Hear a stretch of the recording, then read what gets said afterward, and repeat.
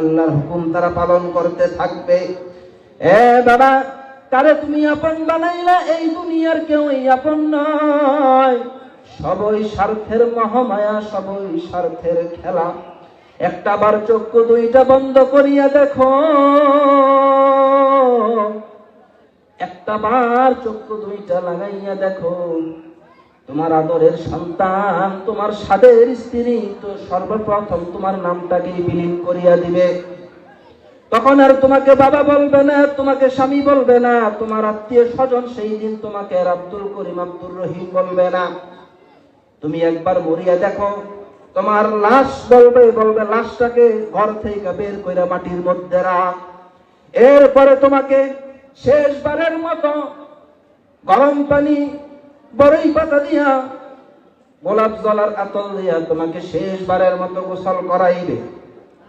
এরপরে 3 টুকরা কাপড় দিয়া তোমাকে শেষবারের মতো সাজাইবে।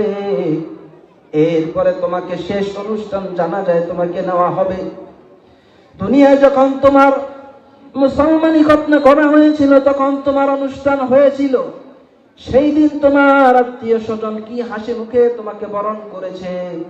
তোমার বিবাহর সময় তোমার আত্মীয় স্বজন পরিবার হাসি মুখে ছিল, তোমাকে বরণ করেছে। কিন্তু ওই দিন তোমাকেও সেইভাবেই বরণ করবে শেষ বিদায়ের জন্যে। এরপর তোমাকে রাখা হবে অন্ধকার কবরে। যেই অন্ধকার কবরে নাই কোনো সাথী, নাই কোনো বাতি, নাই কোনো আলো, নাই কোনো জীবন সঙ্গী। তুমি ওই দিন বলবা, হারে সন্তান, দুনিয়ায় থাকতে বলতি বাবা আমার ভয় লাগে, আমি রাতে একা থাকতে পারি না, তোমার সঙ্গে আমাকে রাখো। সাদের স্ত্রী বলতো, স্বামী আমি তোমাকে ছাড়া থাকতে পারি না, তোমার সাথে আমাকে রাখো।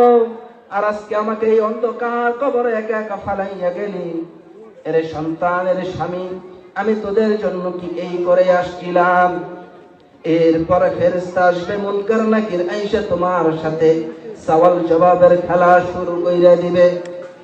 আইসা বলবে, মার রব্বুকা, তোমার রবকে, মান দীনুকা, তোমার দিন কি, মান নবিয়ুকা, তোমার নবীকে। যদি তুমি ইমানদার হইতে পারো, সেই দিন তুমি বলতে পারবা তোমার রবকে, তোমার নবীকে, তোমার দিনকে। আর যদি কাফের মুশরিক বেঈমান হইয়া মরো, সেই দিন তোমার আর মুখ দিয়া কথা বের হবে না। ইমানদার হইলে বইলা দিবা, আমার রব আল্লাহ, আমার নবী হযরত মুহাম্মদ সাল্লাল্লাহু আলাইহি ওয়াসাল্লাম, আমার দিন ইসলাম। আর সেদিন যদি কাফের মুশরিক বেঈমান হইয়া মরো, তোমার মুখ দিয়া কথা বের হবে না। ফেরেশতা বলবে, রে নাফরমান, দুনিয়ায় থাকতে তোদেরকে আলেম ওলামারা মাহফিলের মঞ্চে ডাইকে বুঝাইতো, তোমরা নামাজ পড়ো, কোরআন পড়ো, হাদিস পড়ো, আলেমদের সাথে থাকো, বেদিনের সাথে যাইও না, আলেমদের কথা শুনিসনি। এইবার তুই আজকে কবরের মধ্যে আইসা তোর রবকে তুই তাই চিনতেস না, তোর রবকে তুই তারাই চিনস না, যেই রবেরটা দুনিয়ার মধ্যে খাইলি। রব যদি চাইতো তোর খানা বন্ধ কইরা দিতে পারতো, তোর নিঃশ্বাস বন্ধ কইরা দিতে পারতো। রব যদি চাইতো তোর জায়গায় জায়গায় অপদস্থ করতে পারতো। কিন্তু আমার রব তোরে বারবার বারবার সুযোগ দিয়েছে, তারপর তুই শুধরাস নাই, মুখে তো বলতে পারলি না। এইবার লেখা দে তোর রবকে। ওই দিন না ফরমান ডাক দিয়ে বলবো, আমি এইখানে কিভাবে লাগবো? আমার তো খাতা নাই, কলম নাই।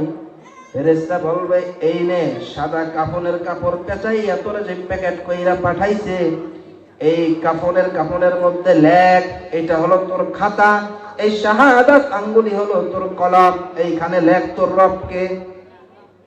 বেঈমান ওই দিনও লিখতে পারবে না ওনার রবকে, বলতেও পারবে না, লিখতেও পারবে না। এবার ফেরেশতা বলবে, না ফরমান, আল্লাহ দুনিয়াতে তোকে এত সুযোগ দেওয়ার পরে তুই শুধরাস নাই।